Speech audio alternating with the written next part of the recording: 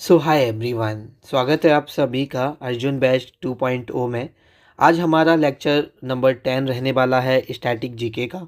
और आज हम इस लेक्चर में folk music, arts and painting cover करेंगे।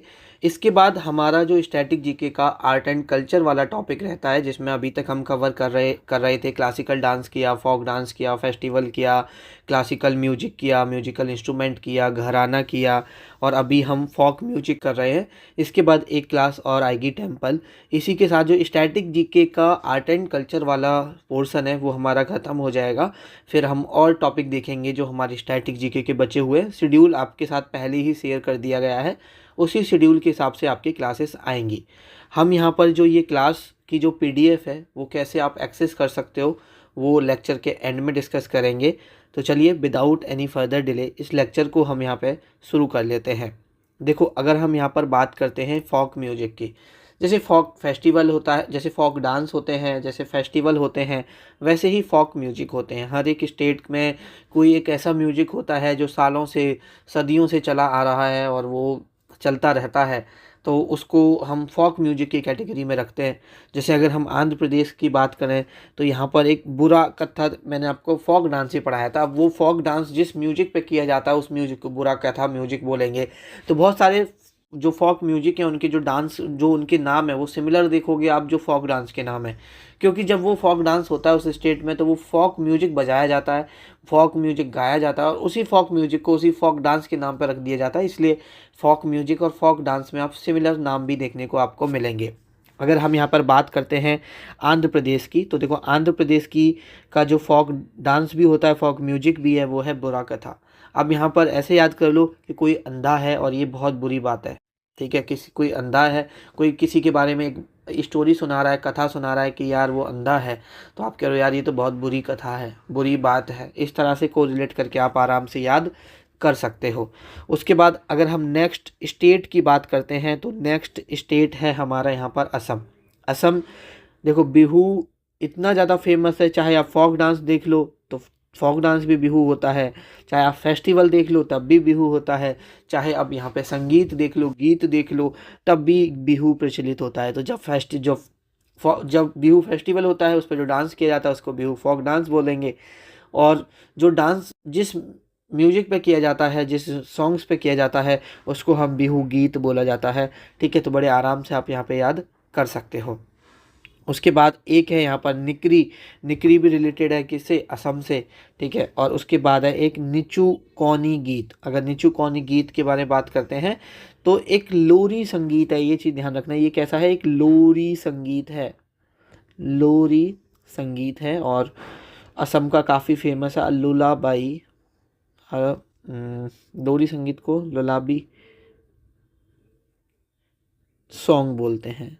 ठीक है, तो ये भी आपको यहाँ पे पता होना चाहिए। अब देखो आप कैसे इसे इस तरह से याद कर सकते हो कि एक होता है थोड़ा थोड़ा, को बहुत सारी जगह बोला जाता है नेक, कि नेक भी गलती की ना तो तुम आसमान से नीचे गिर जाओगे। ठीक है, नेक, नेक से निकरी, और आसमान से नीचे से नीचू कौनी, और आसमान से असम। इस तरह से याद कर लो। और बिहू तो आप डायरेक्ट याद कर लेना, बिहू में तो कोई ट्रिक बताने की ज़रूरत ही नहीं है। उसके बाद अगर हम बात करते हैं अरुणाचल प्रदेश का, अरुणाचल प्रदेश में फोक म्यूजिक है आपका जा जेन जा। तो आप अरुण आया है आपके पास, अरुण से कह रहे हो कि जाओ यहाँ से, तुम जाओ, अरुण जा, जा यहाँ से जा, जा यहाँ से जा, जा जेन जा। कहाँ का है? अरुणाचल प्रदेश का। ध्यान रखना बिहार का एक काफ़ी फेमस है, इसको हम सोहर सोहर बोलते हैं। और ये पेपर में अक्सर ये पूछा जाता है कि ये कब गाया जाता है? तो जब बच्चे का जन्म होता है ना, संग एट चाइल्ड बर्थ, जब बच्चे का जन्म होता है तब ये गाना गाया जाता है, सोहर। ये चीज़ ध्यान रखना। कहाँ का है? बिहार का है। एक गाना एक और इस बार एडीक्यूटी ने पूछा था, ब्रह, ये भी नोट डाउन कर लेना इसी में। ये ब्रह कहाँ का है? ये भी एक सैड प्ले है और बड़ा ही पॉपुलर है, और 19वीं शताब्दी में बहुत ज़्यादा पॉपुलर हुआ था। एडीक्यूटी ने भी कुछ इस तरह से पूछा था कि the sad play plays and songs popular in 19th century. ठीक है, इन बिहार। तो वो कौन सा है आपका? ब्रहा है, बिरहा, ये चीज़ आप लोग यहाँ पे ध्यान रखना। ठीक है, किसके बारे में? बिरहा के बारे में। तो आपके 2 हो गए। अब देखो, मैंने अगर आपने फोक डांस अच्छे से पढ़ा है ना, जो मैंने आपको फोक डांस की क्लास कराई है, उसमें मैंने आपको जाट जाटिन एक फोक डांस पढ़ाया था, बिहार का ही होता है। मैंने बोला था कि जाट चला जाता है, ठीक है, और जो उसमें ये जाट जाटिन की लव स्टोरी के बारे में दिखाया। तो मैंने जब ट्रिक बताई थी तो इस तरह से बताया था कि जाट विदेश चला जाता है, उससे हमने विदेशी या फोक डांस होता है वो भी याद किया था।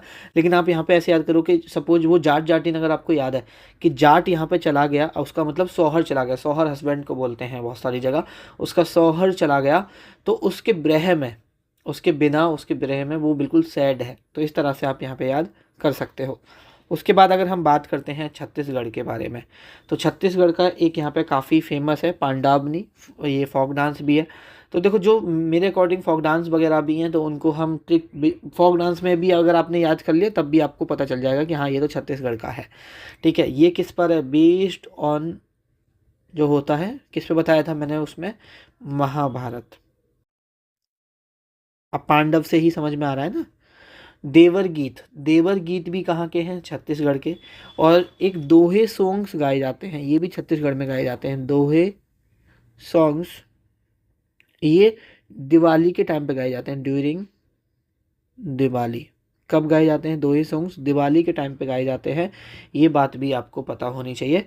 ठीक है, पांडावनी, देवर गीत और दोहे सॉन्ग्स ऐसे याद कर सकते हो आप, कि जब दिवाली पर देवर घर जाता है तो दोहे गाए जाते हैं। कहाँ पर? छत्तीसगढ़ में। कि छत्तीसगढ़ में जब दिवाली पर देवर घर जाता है तो दोहे गाए जाते हैं। तो देवर से देवर गीत याद, देवार गीत याद कर सकते हो, दोहे से दोहे। कब? दिवाली पे। ठीक है, तो इस तरह से कोरिलेट करके याद करोगे तो आराम से आपको याद हो जाएगा। इसी के साथ अगर हम नेक्स्ट देखते हैं, नेक्स्ट हमारा है यहाँ पर गोवा। गोवा का अगर हम बात करें, एक यहाँ पर होता है मांडो। एक चीज़ ध्यान रखना, एक होता है मांडो और एक होता है मांड। अगर आपसे मांड पूछा जाए तो ये राजस्थान का होता है, और अगर आपसे गोवा का अगर मांडो पूछा जाए तो ये गोवा का होता है। अब या तो ट्रिक के साथ देखो ऐसे याद कर सकते हो कि भैया बड़ा मन कर रहा है गोवा जाने का। अब मन से तो देखो मांडो भी हो सकता है और मांड भी हो सकता है। तो अब वो कैसे याद करना है वो आपको सोचना है। ठीक है, मैंने आपको बता दिया, मांड राजस्थान का है, मांडो गोवा का है। ठीक है, ये बात आपको पता चल गई। अब उसके बाद अगर हम बात करते हैं, और ये इसमें जो मांडो में अगर इसकी सेंट्रल थीम की बात करें तो लव और हिस्टोरिकल नैरेटिव दिखाते हैं। उसके बाद अगर हम गुजरात की बात करते हैं तो देखो, गुजरात में डांडिया रास, कोई यहाँ पे दिक्कत ही नहीं है डांडिया रास याद करने में, बहुत ही ज़्यादा फेमस है। ठीक है, डांडिया रास कितना मतलब बहुत ज़्यादा फेमस है। अब डांडिया रास आपको देखो, गुजरात के साथ साथ यहाँ पे गुजरात के पास में कौन सा स्टेट है? राजस्थान, हाँ, ये वाली स्टेट में ही भी राज देखने को मिल जाएगा। तो ये भी थोड़ा सा ध्यान रखना। उसके बाद अगर हम बात करते हैं जम्मू कश्मीर की, तो जम्मू कश्मीर में एक भाका वना बुन है, और एक ये चक्री है, काफ़ी ज़्यादा इम्पोर्टेंट है। और भाका बना बुन ऐसे ही याद कर लो कि भाई भाग जा यहाँ से। आप जम्मू कश्मीर में सपोज कोई पाकिस्तानी फ़ौजी आ गया या पाकिस्तानी आर्मी का कोई इंसान आ गया, तो इंडियन आर्मी कह रही है भाई भाग जा यहाँ से, वरना तुम्हारी चक्री बना दूंगा। भाग जा चक्री बना दूंगा, तो चक्री और भाग जा चक्री बनाने से भाग का बना बुन भी थोड़ा सा कोरिलेट करके आप आराम से याद कर सकते हो। उसके बाद हमारा नेक्स्ट है कर्नाटका। कोई इंसान है, उसे गीत गाना आता है, वो गीत गाने के लिए बहुत ज़्यादा भाव खा रहा है, तो आप कह रहे हो भाई नाटक मत कर, चुपचाप गीत गा लो। तो भाव गीत नाटक को रिलेट करोगे, आराम से आपको याद हो जाएगा। उसके बाद अगर हम बात करते हैं केरल की, तो एक है यहाँ पर पुलुवन पट्टू और एक है भूता सॉन्ग्स। ठीक है, तो ऐसे याद कर सकते हो। देखो, आप केरल गए हो, पुल पुल से होकर अपनी बहन से गए थे क्या सुनने? भूत सॉन्ग, भूता सॉन्ग सुनने या भूत देखने। कहाँ पर? केरल में। इस तरह से कोरिलेट करोगे तो याद हो जाएगा, या दो नाम है आप डायरेक्ट भी याद रख सकते हो। उसके बाद अगर हम नेक्स्ट बात करते हैं, नेक्स्ट है हमारा यहाँ पर मध्य प्रदेश। और अगर हम मध्य प्रदेश की बात करते हैं तो अल्लाह और बैगा, ये कहाँ का है? मध्य प्रदेश का है। और ये जो बैगा फोक सॉन्ग है, इसमें दो वॉरियर ब्रदर्स थे, उनकी स्टोरी सुनाई जाती है। तो एक तरह से आप बोल सकते हो ये और वो जनजाति के लोग थे। Tribal tale of two warrior brother, two warrior brothers. ठीक है, तो ये चीज़ आपको यहाँ पे पता होनी चाहिए। उसके बाद अगर हम बात करते हैं महाराष्ट्र की, तो लाबनी, दही और अभंग बनिस, ये कहाँ का है? ये सभी दही, अब ये दही हांडी के टाइम पे सॉन्ग्स जो होते हैं उनको बोलते हैं। लाबनी काफ़ी फेमस है, फोक डांस भी है। ठीक है, तो ये चीज़ आप यहाँ पे ध्यान रखना। उसके बाद है आपका मणिपुर। अगर हम यहाँ पर मणिपुर की बात करते हैं तो एक है यहाँ पर खोंगजोम पर्व, एक है लाई हरोबा हरौबा, उसके बाद एक है खोआ कैरी। ये सभी कहाँ के हैं? ये मणिपुर के हैं। ठीक है, और देखो खोंगजोम तो ऐसे याद करो, मणिपुर को हम किससे को रिलेट करते हैं? मनी से को रिलेट करते हैं। तो खोंगजोम को किसी ने मनी के लिए खून कर दिया, मनी के लिए खून कर दिया, पैसों के लिए खून कर दिया, खोंगजोम। लाई हरोबा, मनी से हरी सब्जी लाई, ऐसे हमने याद किया था ना फोक डांस में या फेस्टिवल में, तो ऐसे आप यहाँ पे याद कर सकते हो। और आपका बचा खुआ कैरी, तो ये डायरेक्ट याद कर लेना। ठीक है, उसके बाद हरियाणा का क्या है? रागनी है, काफ़ी फेमस है, आप डायरेक्ट भी याद कर सकते हो या आप HR से याद कर सकते हो, H for Haryana, R for Ragini. ठीक है, उसके बाद अगर हम बात करते हैं उड़ीसा, उड़ीसा के अगर फोक म्यूजिक की बात करते हैं तो यहाँ का है 10 काठिया, ये भी काफ़ी इंपॉर्टेंट है। ठीक है, तो ये भी ध्यान रखना। अब 10 काठिया ऐसे याद कर सकते हो कि उड़ीसा में ज़्यादातर लोगों के आप नाम देखना दास से शुरू होते हैं, बस दास पे दास उनका सरनेम होता है, सॉरी। तो दास काठिया इस तरह से कोरिलेट करके कि सरनेम दास कहाँ मिलेगा आपको? उड़ीसा में देखने को मिलेगा। ठीक है, आगे बढ़ते हैं नेक्स्ट स्टेट की तरफ। अगर हम नेक्स्ट स्टेट की बात करते हैं तो नेक्स्ट स्टेट है हमारा यहाँ पर पंजाब। पंजाब भांगड़ा और टप्पा, भांगड़ा को तो किसी भी इंट्रोडक्शन की ज़रूरत नहीं है, टप्पा आप डायरेक्ट याद कर लेना। ठीक है, और अगर हम बात करते हैं, चलो इतना ही याद रखना। उसके बाद अगर हम बात करते हैं राजस्थान की, तो देखो जो राजस्थानी म्यूजिक है वो पूछा गया था कि वो किससे टाइड है, तो ध्यान रखना नेचर, लाइफ स्टाइल, स्टोरीज, ये सब दिखाता है। ठीक है, एडीक्यूटी ने ही इस बार पूछा था, तो ध्यान रखना, मैं लिख देता हूँ यहाँ पे, Rajasthani music tied to nature,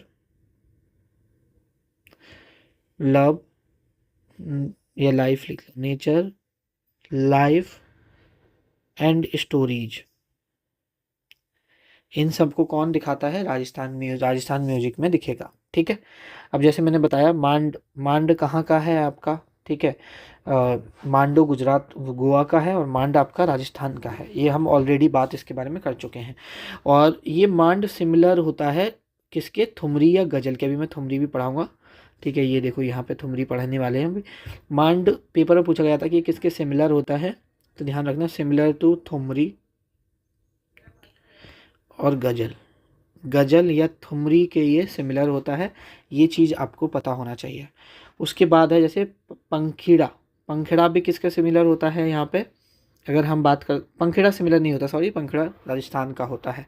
ठीक है, उसके बाद अगर हम बात करें डांडिया, तो जैसे मैंने बताया ये गुजरात में भी होता है।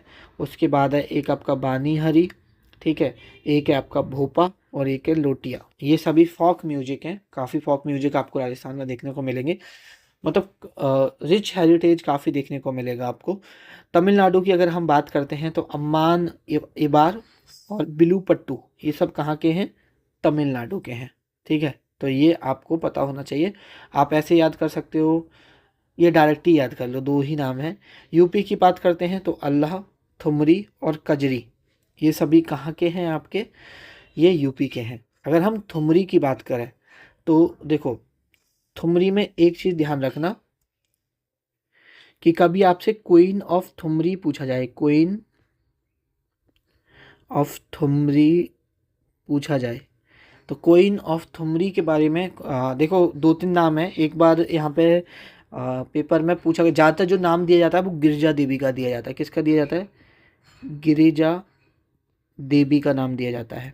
लेकिन एक बार नाम दिया था बेगम अख्तर का, तो इनका नाम भी ध्यान रखना, बेगम अख्तर, इनको भी हम क्वीन ऑफ थुमरी बोलते हैं, ये भी आपको पता होना चाहिए। उसके बाद अगर हम कजरी की बात करते हैं तो कजरी के बारे में ये ध्यान रखना, ये वुमेन्स के द्वारा जो मानसून होता है उसके समय में गाया जाता है। ठीक है, तो यहाँ पर ये ध्यान रखना कजरी के बारे में, ऐसे लिख लो, संग वाई वुमेन, महिलाओं के द्वारा ये गाया जाता है मानसून के वक्त, ड्यूरिंग मॉनसून। ठीक है। और इसमें हम ये जो गाया जाता है पूरी रात डांस और आपका ये जो कजरी होते हैं ये चलता है। ठीक है, तो ये भी थोड़ा सा आपको पता होना चाहिए। उसके बाद रसिया, और आपको यहाँ पे जो रसिया और यहाँ पे देखने को मिलेंगे, अगर पूछा जाए पेपर में, पेन चेंज करके लिख देते हैं रसिया। रसिया भी कहाँ देखने को मिलेंगे आपको? यूपी में देखने को मिलेंगे। ठीक है। और रसिया के कॉन्टेक्स्ट में एक वर्ड होता है बम्ब। यहाँ इस बार पूछा गया था कि रसिया के कॉन्टेक्स्ट में बताओ कि ये बम्ब का मतलब क्या होता है। तो ये जो बम्ब होता है ये लार्ज ड्रम, जब जो लार्ज ड्रम्स होते हैं उसको हम जब रसिया के वक्त ये इंस्ट्रूमेंट यूज होता है, और ये क्या होता है लार्ज ड्रम्स होते हैं, ये बात आपको पता होना चाहिए। ठीक है, समझ में आ गया। उसके बाद अगर हम बात करते हैं तेलंगाना के बारे में, तो जया जया सॉन्ग्स कहाँ का है? तेलंगाना का है। ये भी आपको पता होना चाहिए। आगे बढ़ते हैं इसी के साथ। नेक्स्ट हमारी स्टेट अगर हम बात करते हैं तो ये है बसंत सॉन्ग्स या बसंत गीत हम इन्हें बोल सकते हैं। एक होते हैं आपके मंगल सॉन्ग्स, ठीक है, या मंगल गीत। अच्छा, यहाँ पे लिखा है हिंदी में, हम इसे क्या बोलेंगे? मंगल गीत। ये पेपर में पूछा जाए किस रीजन में होता है? कुमायूं रीजन में होता है। कुमायूं रीजन में होता है, ये बात भी आपको पता होना चाहिए। उसके बाद अगर हम बात करते हैं वेस्ट बंगाल की, तो वेस्ट बंगाल में एक फोक म्यूजिक है भभैया, एक है यहाँ पर भटियाली, ठीक है, और एक है यहाँ पर हमारा पंडाबली कीर्तन। अगर हम पंडावली कीर्तन के बारे में बात करते हैं, पंडावली कीर्तन के बारे में, तो ये जो डिवोशनल गैदरिंग होती है वहाँ पे गाया जाता है। ठीक है, भक्ति गीत है एक तरह से, कीर्तन से ही समझ में आ रहा, डिवोशनल गैदरिंग में गाया जाता है। ये चीज़ भी आप यहाँ पे याद रखो। अब आप यहाँ पर कैसे याद कर सकते हो कि जो बंगाल के लोग होते हैं जब उन पर भाभी आती है, परेशान होती है, तो वो कीर्तन करते हैं। ठीक है, तो इस तरह से याद कर लेना, ये डायरेक्ट याद रख लेना। उसके बाद हम बात करते हैं नागालैंड की, तो नागालैंड का एक है यहाँ पर हैरिका, एक है नेजलू, और एक है यहाँ पर हेरिलियो न्यूलियो, हेराइलियो न्यूलियो। अगर हम इसकी बात करते हैं, ये सभी देखो अजीब से नाम है, और इनको अजीब से नाम को आप बड़े आराम से नागालैंड में ध्यान रख के याद कर सकते हो। उसके बाद मिजोरम, मिजोरम का है छैया, ये एक ही नाम है, डायरेक्ट याद कर लेना। उसके बाद है हिमाचल प्रदेश, अगर हम हिमाचल प्रदेश की बात करते हैं तो ये है यहाँ पर लामन। उसके बाद एक हमारा झारखंड, झारखंड की अगर हम बात करते हैं तो एक तो है यहाँ पर हमारा अहीरा, एक है हमारा दमकच, और एक है अधरतिया या अधरतिया, इसको हम क्या बोलेंगे? अधरतिया बोलेंगे। ठीक है, तो ये भी आपको पता होना चाहिए। ये जो दमकच है ये रिफ्लेक्ट करता है एक एक्सपीरियंस को, एनर्जेटिक लिव्ड एक्सपीरियंस को, सोशल यूनिटी को। ठीक है, तो ये भी थोड़ा ध्यान रखना। एक है झूमती, झूमती भी कहाँ का है? झारखंड का है। इस बार ये एडिक्यूटी ने भी पूछा है। ठीक है, तो अगर हम बात करें इसके बारे में मैं थोड़ा सा लिखवा देता हूँ। Reflects the lived experience social unity, social unity. ठीक है, तो ये चीज़ आपको पता होना चाहिए। तो ये डिफरेंट स्टेट्स के यहाँ पर फोक म्यूजिक थे जो अभी हमने देखे। अब यहाँ पर हम कुछ इम्पोर्टेंट पर्सन्स के बारे में बात कर लेते हैं। जैसे कुछ इम्पोर्टेंट पर्सन यहाँ पे क्लासिकल म्यूजिक से रिलेटेड हैं या कुछ फोक म्यूजिक से हैं, लेकिन ये सभी इम्पोर्टेंट है, ध्यान रखना। ठीक है, म्यूजिक से रिलेटेड है, क्योंकि म्यूजिक से रिलेटेड अभी हम ये फोक म्यूजिक की क्लास कर रहे हैं, तो जो भी हमारा रह गया है वो हम पूरा कंप्लीट करेंगे। अगर आपसे कभी ये पूछा जाए, जैसे पंडित रविशंकर के बारे में मैंने बहुत कुछ पढ़ाया था आपको क्लासिकल म्यूजिक में या म्यूजिकल इंस्ट्रूमेंट में, लेकिन मैंने ये नहीं बताया था कि ये जो नेशनल ऑर्केस्ट्रा ऑफ इंडिया है उसके फाउंडर भी हैं। तो ये भी ध्यान रखना, ये कौन है यहाँ पर? Founder of national orchestra of India. ठीक है, ये चीज़ आपको यहाँ पे पता होना चाहिए। उसके बाद अगर हम बात करते हैं बड़े गुलाम अली खान के बारे में, तो बड़े गुलाम अली खान को हम तानसेन ऑफ 20th सेंचुरी बोलते हैं। तानसेन ऑफ 20th सेंचुरी, 20वीं शताब्दी के तानसेन किसको बोला जाता है? बड़े गुलाम अली खान को बोला जाता है। यहाँ पर जैसे गिरजा देवी, मैं लास्ट टाइम मैं अभी बता के भी आया, क्वीन ऑफ थुमरी, इनको यहाँ पर कंसीडर किया जाता है। थुमरी की रानी के इसको कंसीडर किया जाता है, गिरजा देवी को। ये कहाँ से बिलोंग करती हैं? यूपी से बिलोंग करती हैं, ये भी पता होना चाहिए। एक बार पेपर में पूछा गया था कि सुल्ताना चौहान किस सिंगिंग से बिलोंग करती हैं, तो ये लावनी सिंगिंग से बिलोंग करती हैं, मतलब महाराष्ट्र से लावनी सिंगिंग से बिलोंग करती हैं, ये भी आपको पता होना चाहिए। उसके बाद लता मंगेशकर के बारे में भी मैंने आपको काफ़ी बताया हुआ है। देखो, इनको भारत रत्न मिला हुआ है। भारत रत्न कब मिला है बताओ इन्हें? भारत रत्न इन्हें 2001 में भारत रत्न मिला हुआ है, ये भी ध्यान रखना, ठीक है। और इनका Guinness book of world record में इनका नाम शामिल है। वर्ल्ड की मोस्ट रिकॉर्डेड आर्टिस्ट है ये, वर्ल्ड्स मोस्ट रिकॉर्डेड आर्टिस्ट हैं, ये भी आपको इनके बारे में पता होना चाहिए। इनको नाइटेंगल ऑफ इंडिया के नाम से भी जानते हैं, नाइटेंगल ऑफ इंडिया के नाम से भी जानते हैं, ये बात भी आपको पता होना चाहिए, ठीक है। आगे बढ़ते हैं। नेक्स्ट कुछ पर्सन है जैसे A R रहमान, गुलजार और तानवी शाह।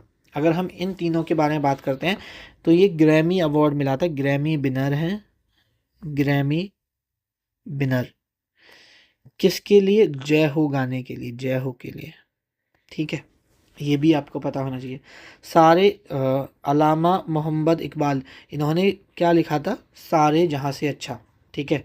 तो कभी आपसे पूछा जाए सारे जहाँ से अच्छा, तो मोहम्मद इकबाल का नाम यहाँ पे आप लोग यहाँ पे याद रखना। उसके बाद रविंद्र टैगोर की अगर हम बात करते हैं तो इकला चलो रे काफ़ी फेमस है। A R रहमान की अगर हम बात करते हैं तो माँ तुझे सलाम, माँ तुझे सलाम, ये सभी आपके पेपर में पूछे गए हैं, इसलिए आपको ये कराए जा रहे हैं, ठीक है। उसके बाद अगर हम बात करते हैं डॉक्टर भीमसेन जोशी के बारे में, जो कि एक ख्याल सिंगर हैं। ये पहले सिंगर थे जिनको भारत रत्न मिला था, ठीक है। First singer to get Bharat Ratna, to get Bharat Ratna, ठीक है। और कब मिला था इन्हें? 2009 में मिला था। ये चीज़ भी आपको पता होना चाहिए। यहाँ पर ये सिंगर की जगह मेल सिंगर लिख लेना, क्योंकि फीमेल में इनसे पहले मिल चुका है। तो first male singer to get Bharat Ratna हमारा क्या आएगा? यहाँ पर डॉक्टर भीमसेन जोशी आएगा। ये चीज़ भी आपको पता होना चाहिए, ठीक है। आगे देख लेते हैं। अब यहाँ पर थोड़ा सा संगीत नाटक अकेडमी के बारे में देख लेते हैं। वैसे मैंने आपको बताया था कि देखो, संगीत नाटक अकादमी के बारे में, अकादमी की अगर हम बात करें तो इसके बारे में एक चीज़ ध्यान रखना, ये जो इस्टेब्लिश्ड हुई थी 1952 में हुई थी। अगर एग्जैक्ट डेट पूछा जाए 31 मई 1952 में। लेकिन इसमें एक चीज़ ध्यान रखना, जो इसका इनॉग्रेशन हुआ था, जो इसका इनॉग्रेशन हुआ था वो हुआ था यहाँ पर 28 जनवरी 1953, ठीक है। किसके द्वारा? उस वक्त के प्रेसिडेंट है डॉक्टर राजेंद्र प्रसाद, उनके द्वारा। और ये फर्स्ट प्रेसिडेंट भी बनते हैं, ठीक है। अगर हम चेयरमैन की बात करते हैं, फर्स्ट चेयरमैन की, तो PB राजमन्नार इसके फर्स्ट चेयरमैन थे। अगर किस मिनिस्ट्री के अंदर आती है तो human resource and development ministry के अंदर आती है, जो अभी एजुकेशन मंत्रालय है। उसके बाद अगर हम बात करें अरिजीत कौर के बारे में, तो ये पहली वुमेन बनती हैं जिनको संगीत नाटक अकेडमी या अकादमी अवार्ड मिलता है। ये भी आपको पता होना चाहिए, ठीक है। इसी के साथ हम यहाँ पर आगे बढ़ते हैं। अच्छा, आगे बढ़ें, अगर अभी तक आपने टेलीग्राम या व्हाट्सएप चैनल ज्वाइन नहीं किया है, ज्वाइन कर लेना, आपका काफ़ी हेल्पफुल होने वाला है। जो इम्पोर्टेंट अपडेट रहती हैं वो सबसे पहले आपको टेलीग्राम चैनल, व्हाट्सएप चैनल में देखने को मिल जाएंगी। दोनों की लिंक नीचे डिस्क्रिप्शन में है, ठीक है। और ये देखो, हमने कल भी इसके बारे में बात की थी, तो आज हम इसके बारे में बात नहीं करेंगे, आगे बढ़ते हैं, ठीक है। और जिन्होंने कल की क्लास नहीं देखी, मैं एक बार बता देता हूँ, बस 1 मिनट 30 सेकंड लेके, कि जो आज आप मेहनत कर रहे हो, जो तुम्हारी सफलता होगी, वो सिर्फ तुम्हारी लाइफ नहीं बदलेगी, तुम्हारे पूरे परिवार की बदल जाएगी। जो तुम्हारे घर के हालात हैं वो बदल जाएंगे। तो कभी पढ़ने का मन ना करे ना, तो ये सोच के मत रुका करो कि सिर्फ आप अपने लिए पढ़ रहे हो, आप अपने पूरे परिवार के लिए पढ़ रहे हो, पूरे परिवार के भविष्य को बदलने के लिए पढ़ रहे हो। अब हम यहाँ पे बात करते हैं फ़ोक आर्ट्स के बारे में, जो भारत की फ़ोक आर्ट्स हैं उनके बारे में बात करते हैं। देखो, बिहार की अगर हम बात करते हैं, मिथिला काफ़ी इम्पोर्टेंट है, एक यमपुरी, ये दोनों जो पेंटिंग्स हैं, आर्ट्स हैं, आर्ट फॉर्म है, काफ़ी इम्पोर्टेंट है। उसके बाद यूपी की अगर हम बात करते हैं, ये देखो यूपी का चौकपूर्ण, सांझी आर्ट, चिकन एम्ब्रॉयडरी, ठीक है, मतलब चिकन कढ़ाई, ये सब कहाँ का है? यूपी का है। उड़ीसा की बात करते हैं तो पट्टचित्र, सौरा पेंटिंग, ये सब कहाँ का है? उड़ीसा का है, ये भी ध्यान रखना। उसके बाद है आपका महाराष्ट्र, महाराष्ट्र का है बर्ली पेंटिंग। तो ये बर्ली पेंटिंग भी आपको पता होना चाहिए, बर्ली पेंटिंग कहाँ का है? महाराष्ट्र का है। देखो, अगर हम उड़ीसा में देखा जाए तो पट्टचित्र काफ़ी पूछा जाता है, यूपी में चिकन एम्ब्रॉयडरी काफ़ी पूछा जाता है, बिहार में मिथिला काफ़ी पूछा जाता है। ऐसा नहीं है, ये भी कहीं ना कहीं किसी न किसी पेपर में पूछा गया है, इसीलिए यहाँ पे लिखा हुआ है, लेकिन बहुत ज़्यादा पूछा जाता है। जैसे महाराष्ट्र का बर्ली पेंटिंग पता नहीं कितनी बार टीसीएस ने पूछा है, ठीक है, एडीक्यूटी ने भी बर्ली पेंटिंग के बारे में पूछा है। उत्तराखंड एपन आर्ट कहाँ का है? उत्तराखंड का है। उसके बाद अगर हम बात करते हैं कर्नाटका की, तो रंगावली और कसूती एम्ब्रॉयडरी, कसूती कढ़ाई, ये कहाँ के हैं? कर्नाटका के हैं, ये भी आपको पता होना चाहिए। केरल की अगर हम बात करते हैं तो कालमा जट्टू कहाँ का है? केरल का है। उसके बाद अगर हम बात करते हैं झारखंड की, तो जडो पटाया पटकर पेंटिंग, ये झारखंड का है। हरियाणा की बात करते हैं, भिट्टी पेंटिंग हरियाणा की है। वेस्ट बंगाल की बात करते हैं तो अल्पाना आर्ट कहाँ का है? वेस्ट बंगाल का है। तो ये बात भी आपको यहाँ पे पता होना चाहिए। इसी के साथ अगर हम आगे देखते हैं, आगे है हमारा यहाँ पर तेलंगाना, कलमकारी और निर्मल आर्ट तेलंगाना का है। जस्ट एक सेकेंड, हाँ ठीक है। उसके बाद अगर हम बात करते हैं गुजरात की, तो गुजरात की है यहाँ पर पिथोरा पेंटिंग, ठीक है। उसके बाद अगर हम बात करते हैं यहाँ पर हिमाचल प्रदेश, तो पहाड़ी स्टाइल गुलेर और कांगड़ा पेंटिंग, ये सब कहाँ के हैं? हिमाचल प्रदेश के हैं। अगर हम पंजाब की पेंटिंग की बात करते हैं तो फुलकरी आर्ट पंजाब की है। राजस्थान की अगर हम बात करते हैं तो कजली, किशनगढ़ पेंटिंग, बांधनी, फाड़ पेंटिंग, उसके बाद मीनाकरी पेंटिंग, ये कहाँ के हैं? ये आपकी जो फोक आर्ट्स फॉर्म है, ये राजस्थान के हैं, ठीक है। अब कुछ मार्शियल आर्ट्स भी हैं, जैसे मैं जब आपको फोक डांस पढ़ा रहा था तो मैंने बताया था कि ये मार्शियल आर्ट्स यहाँ का है। अब मैंने वो यहाँ पर अलग से भी लिखा हुआ है, जैसे पंजाब का गटका और लाठी, ये फोक डांस भी है, मार्शियल आर्ट भी है, ठीक है। केरल का कलारी पयट्टू ओल्डेस्ट है, मैंने पढ़ाया था। तमिलनाडु का सिलम बम और कुट्टुपंथी, मणिपुर का ठांगटा और सरिता सरक, बिहार का पारी खंडा, ठीक है। ये सब में आपको फोक डांस ही होते हैं, मार्शियल आर्ट जो होते हैं फोक डांस में भी हम पढ़ते हैं, लेकिन जो मार्शियल आर्ट होते हैं उनको पेपर में बहुत ज़्यादा पूछता है, इसलिए यहाँ पर अलग से भी आपको कंपाइल करके दिए हुए हैं। हिमाचल प्रदेश का थोड़ा है, महाराष्ट्र का मर्दानी आर्ट है, वेस्ट बंगाल का डंडा है, नागालैंड का मिट्टी चुमारू है, आंध्र प्रदेश का काठी सामू है, ठीक है। तो ये सब मार्शियल आर्ट हैं। उसके बाद कुछ ऑर्गेनाइजेशन है इंपॉर्टेंट, वो हम यहाँ पे देख लेते हैं। ये मार्शियल आर्ट ऑफ इंडिया नहीं, ये ऑर्गेनाइजेशंस हैं, ऑर्गेनाइजेशंस जो कि आर्ट एंड कल्चर से रिलेटेड है। जैसे एशियाटिक सोसाइटी की अगर हम बात करते हैं तो ये जो फाउंड हुई थी 1784 में फाउंड हुई थी। इसके अगर पेपर में पूछा जाए कि फाउंडर कौन थे, तो विलियम जॉन्स इसके फाउंडर थे। और अगर इसका हेडक्वार्टर आपसे पूछा जाए तो कोलकाता इसका हेडक्वार्टर है। कोलकाता क्या है? इसका हेडक्वार्टर है, ये भी आपको पता होना चाहिए। आर्कियोलॉजिकल सर्वे ऑफ इंडिया 1861 में ही फाउंड हो गई थी। इसका अगर हेडक्वार्टर पूछा जाए तो हेडक्वार्टर मेरे भाई दिल्ली में है। हेडक्वार्टर कहाँ है इसका? दिल्ली में है। कौन इसके फाउंडर थे? अगर पेपर में फाउंडर पूछा जाए तो अगर हम फाउंडर की बात करते हैं तो बहुत ज़्यादा आप इनका नाम सुना होगा, अलेक्जेंडर कनिंघम। अलेक्जेंडर कनिंघम इसके फाउंडर का नाम है, ये भी आपको पता होना चाहिए। केंद्रीय सचिवालय पुस्तकालय के बारे में अगर बात की जाए, जो कि फाउंड हुआ था 1891 में, ठीक है। सेंट्रल सेक्रेटेरिएट लाइब्रेरी की अगर हम बात करते हैं तो इसका जो हेड क्वार्टर है वो कहाँ पर है, दिल्ली में इसका हेड क्वार्टर है, ठीक है। उसके बाद अगर हम बात करते हैं नेशनल आर्कीव्स के बारे में, तो ये भी 1891 में फाउंड हुई थी। और अगर इसका हेड क्वार्टर की बात करते हैं तो हेड क्वार्टर है न्यू दिल्ली में। कहाँ पर है, न्यू दिल्ली में।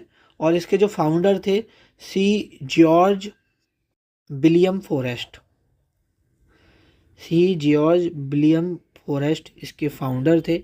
इनका नाम भी आपको पता होना चाहिए। नेशनल लाइब्रेरी, राष्ट्रीय पुस्तकालय की बात किया जाए तो 1945 कोलकाता हेडक्वार्टर है, ठीक है। ये चीज़ आपको पता होना चाहिए। अगर हम यहाँ पे बात करते हैं ललित कला अकेडमी के बारे में, तो ये 1948 में फाउंड हुआ था। ये बात आपको यहाँ पे पता होना चाहिए। इसका अगर पेपर में हेड क्वार्टर पूछा जाए तो कोलकाता में इसका हेड क्वार्टर है। कहाँ पर है इसका हेड क्वार्टर, कोलकाता में इसका हेड क्वार्टर है।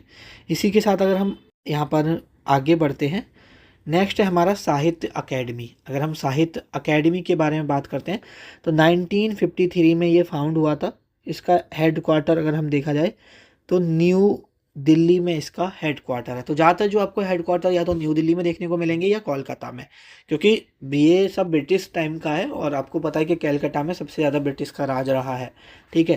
तो ये साहित्य अकेडमी का जो हेड क्वार्टर है वो न्यू दिल्ली में 1953।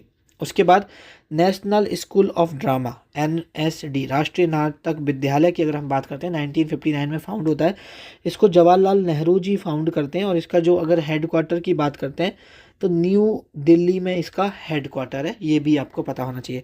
जवाहरलाल नेहरू मणिपुर अकेडमी की अगर हम बात करते हैं, जब मैं आपको मणिपुरी डांस पढ़ा रहा था तब भी पढ़ाया था, ये 1954 में यहाँ पर इस्टेब्लिश किया जाता है। इसका जो हेड क्वार्टर है वो इम्फाल में है। इसका हेड क्वार्टर कहाँ पर है मेरे भाई, इसका हेड क्वार्टर इम्फाल में है। ये भी आपको पता होना चाहिए। उसके बाद है Indira Gandhi national centre for arts. अगर इसके बारे में बात करते हैं 1985 में इस्टेब्लिश्ड होता है। हेड क्वार्टर न्यू दिल्ली में हेड क्वार्टर है, ठीक है। और Indira Gandhi national centre for arts खोला गया था राजीव गांधी के द्वारा। किसके द्वारा, राजीव गांधी के द्वारा। ये भी आपको पता होना चाहिए। उसके बाद अगर हम बात करते हैं कला क्षेत्र कथक स्कूल के बारे में, तो ये 1998 में यहाँ पर इस्टेब्लिश्ड होता है। न्यू दिल्ली में हेड क्वार्टर है, न्यू दिल्ली में हेड क्वार्टर है। और पंडित बिरजू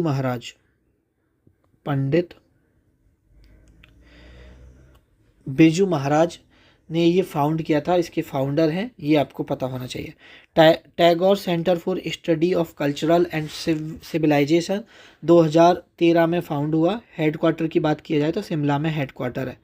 तो ये इम्पोर्टेंट ऑर्गेनाइजेशन है, ध्यान रखना। ये मार्शल आर्ट्स ऑफ इंडिया नहीं है और इम्पोर्टेंट ऑर्गेनाइजेशन है जो कि आर्ट एंड कल्चर से रिलेटेड है, ठीक है। आपको ये क्लास यहीं पे ख़त्म होती है। आपको ये क्लास कैसी लगी अपनी फीडबैक ज़रूर शेयर करना। एंड थैंक यू आपको इस क्लास को यहाँ तक देखने के लिए। आप सभी से हाथ जोड़ के गुजारिश है कि इस क्लास के कॉमेंट सेक्शन में अपनी इस क्लास के बारे में फीडबैक ज़रूर शेयर करना। अब हम बात कर लेते हैं कि इस क्लास की आपको PDF कैसे मिलेगी, कैसे आप PDF एक्सेस कर सकते हो।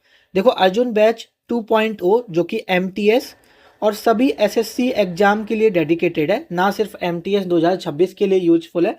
आप किसी भी एग्जाम की तैयारी कर रहे हो, CGL, CPO, CHSL, MTS, GD, Delhi police constable, इसके अलावा आपको GK में कुछ नहीं पढ़ना पड़ेगा। ये कंप्लीट बैच होने वाला है आपके SSC एग्जाम के लिए और ये यूट्यूब पे होने वाला है, कंप्लीटली फ्री होने वाला है। अब इस बैच की जो PDF है वो यहाँ पर पेड होने वाली है। अगर आपको PDF लेनी है तो उसके लिए आपको पे करना पड़ेगा और पेड ग्रुप का एक्सेस लेना पड़ेगा।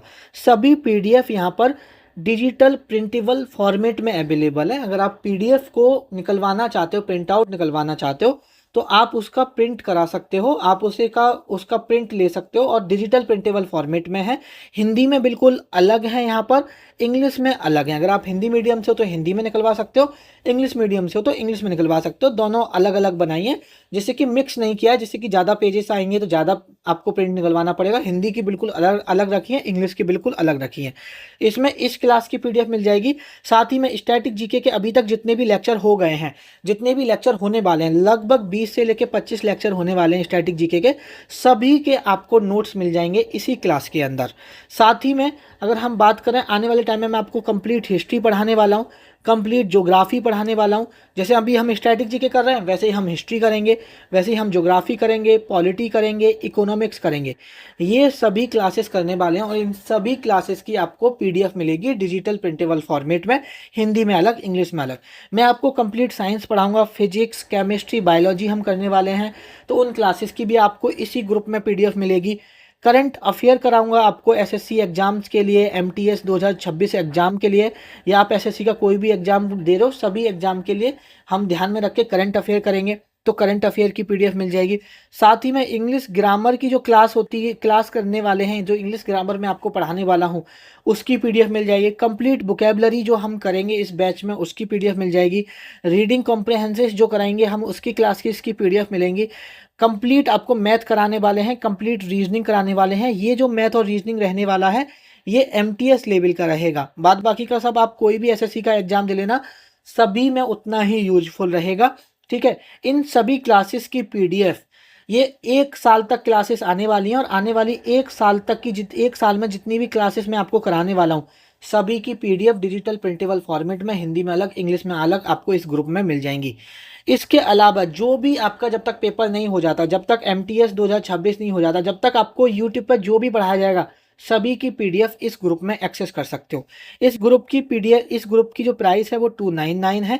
आपको सिर्फ एक बार पेमेंट करना है। अगर आपने एक बार पेमेंट कर दिया, 1 साल तक सारी पीडीएफ, जितना भी बैचेस आने वाले हैं, 1 साल तक जो भी क्लासेस आने वाली हैं, हर एक क्लास की पीडीएफ आपको इसमें मिल जाएगी। एमटीएस 2026 का जब तक फाइनल डे एग्जाम नहीं हो जाता, तब तक ये ग्रुप वैलिड रहेगा। इसे ज्वाइन करने के लिए आपको इस नंबर पर मैसेज करना है। इस नंबर से आपको एक यूपीआई आईडी भेजी जाएगी। अगर आप यूपीआई आईडी पर पेमेंट कर देना, या आप क्यूआर कोड भी मांग सकते हो, उस पर पेमेंट करके स्क्रीनशॉट भेज देना। Within 24 hours after the payment आपको ग्रुप में ऐड कर दिया जाएगा। तो चलिए इस वीडियो को यहीं पे ख़त्म करते हैं। आपसे मुलाकात होगी नेक्स्ट वीडियो में।